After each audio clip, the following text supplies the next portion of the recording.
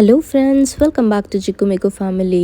ನಾನಿವತ್ತು ನಿಮಗೊಂದು healthy sprouts sweet potatoes paneer ಹಾಕಿ ಮಾಡ್ತಕ್ಕಂಥ ಒಂದು ಹೆಲ್ದಿ ಕಟ್ಲೆಟ್ನ ತೊಗೊಂಡು ಬಂದಿದ್ದೀನಿ.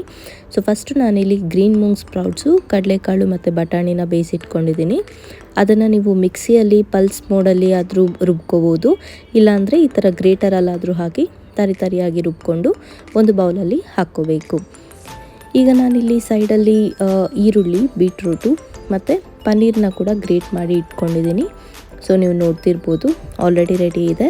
ಸೊ ಈಗ ಈ ಎಲ್ಲ ಮಿಕ್ಸ್ಚರ್ನ ಕೂಡ ನಾವು ಒಂದು ಬೌಲಲ್ಲಿ ಹಾಕಿ ನೀಟಾಗಿ ಮಿಕ್ಸ್ ಮಾಡ್ಕೊಳ್ಳೋದಿರುತ್ತೆ. ಸ್ವೀಟ್ ಪೊಟ್ಯಾಟೊ ಹಾಕೋದ್ರಿಂದ ಒಳ್ಳೆ ಬೈಂಡಿಂಗ್ ಬರುತ್ತೆ.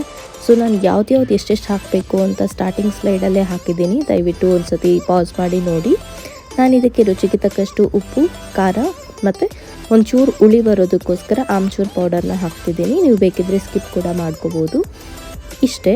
ಇದನ್ನೆಲ್ಲ ಈಗ ನೀಟಾಗಿ ಕಟ್ಲೆಟ್ ಶೇಪನ್ನು ಕೊಟ್ಕೊಂಡು ಈ ರೀತಿ ನಾನು ಪ್ಲೇಟಲ್ಲಿ ಜೋಡಿಸ್ಕೊತಾ ಇದ್ದೀನಿ. ಇದನ್ನು 2 ಮೆಥಡಲ್ಲಿ ಮಾಡ್ಬೋದು. ನಾನಿಲ್ಲಿ ಗಾರ್ನಿಷಿಂಗೋಸ್ಕರ ಮೇಲೆ ಎಳ್ಳನ್ನು ಹಾಕ್ಕೋತಾ ಇದ್ದೀನಿ. ನಿಮ್ದು ಯಾವುದಾದ್ರೂ ಕಿಟಿ ಪಾರ್ಟೀಸ್ ಇದ್ದರೆ ಖಂಡಿತ ಈ ರೆಸಿಪಿನ ಟ್ರೈ ಮಾಡಿ, ಎಲ್ರಿಗೂ ತುಂಬ ಇಷ್ಟ ಆಗುತ್ತೆ.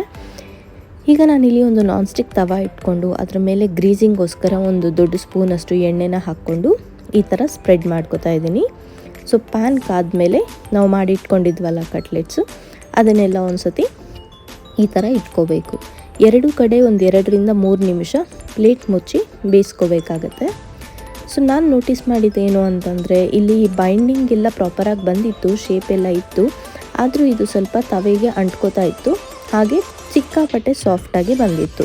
ಸೊ ಹೀಗೆ ಕೂಡ ತಿನ್ಬೋದು, ಆದರೆ ಮಕ್ಕಳು ಈ ಥರ ಇಷ್ಟಪಡೋದಿಲ್ಲ. ಕೆಲವೊಮ್ಮೆ ಅವ್ರಿಗೆ ಸ್ವಲ್ಪ ಗಟ್ಟಿ ಇದ್ದರೆ ಚೆನ್ನಾಗಿರುತ್ತೆ ಅಂತ ಅನಿಸುತ್ತೆ. ಸೊ ಹಾಗಾಗಿ ನೆಕ್ಸ್ಟ್ ನಾನು ಇನ್ನೊಂದು ಮೆಥಡಲ್ಲಿ ಹೇಗೆ ಮಾಡೋದು ಅಂತ ಹೇಳ್ಕೊಡ್ತೀನಿ. ಸೊ ಇದು ಫಸ್ಟ್ ಬ್ಯಾಚು.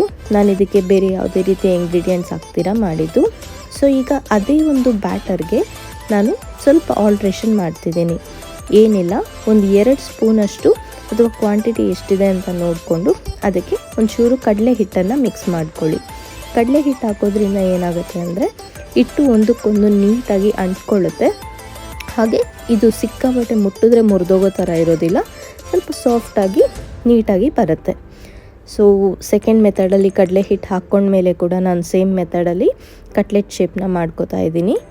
ಸೊ ಫಸ್ಟು ಮೆಥಡಲ್ಲಿ ನಾನು ಗಾರ್ನಿಷಿಂಗ್ಗೆ ಇದ್ರ ಮೇಲೆ ಎಳ್ಳನ್ನು ಹಾಕ್ಕೊಂಡಿದ್ದೆ. ಸೊ ಈಗೇನು ಮಾಡ್ತಿದ್ದೀನಿ ಅಂದರೆ, ತವ ಮೇಲೆ ಒಂದು ಸ್ವಲ್ಪ ಎಣ್ಣೆ ಗ್ರೀಸ್ ಮಾಡಿಕೊಂಡು ಇಲ್ಲೇ ನಾನು ಬಿಳಿ ಎಳ್ಳನ್ನು ಹಾಕ್ಕೋತಾ ಇದ್ದೀನಿ. ಸೊ ಈಗ ಎಳ್ಳಲ್ಲಿ ಅದ್ದಿರ್ತಕ್ಕಂತಹ ಕಟ್ಲೆಟ್ನ ಒಂದೊಂದಾಗಿ ಇಲ್ಲಿಟ್ಕೊಂಡು ಬೇಯಿಸ್ಕೊತೀನಿ.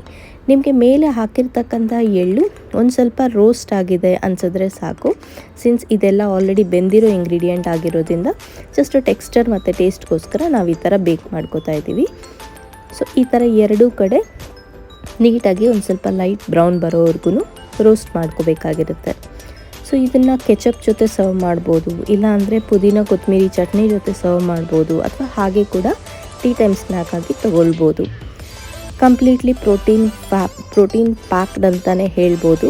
ತುಂಬ ಹೆಲ್ದಿಯಾಗಿರ್ತಕ್ಕಂತಹ ರೆಸಿಪಿ. ಸೊ ಈವ್ನಿಂಗ್ ಟೈಮಲ್ಲಿ ಈ ಬಜ್ಜಿ ಬೋಂಡ ತಿನ್ನೋ ಬದಲು ಈ ರೀತಿ ಕಟ್ಲೆಟ್ನ ಮಾಡಿಕೊಡಿ ಮಕ್ಕಳಿಗೆ.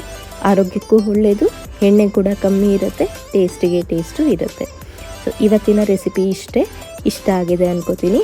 ಹೋಗೋಕ್ಕೆ ಮುಂಚೆ ದಯವಿಟ್ಟು ಲೈಕ್ ಮಾಡಿ, ಹಾಗೆ ಚಾನಲ್ಗೆ ಸಬ್ಸ್ಕ್ರೈಬ್ ಮಾಡ್ಕೊಳ್ಳಿ.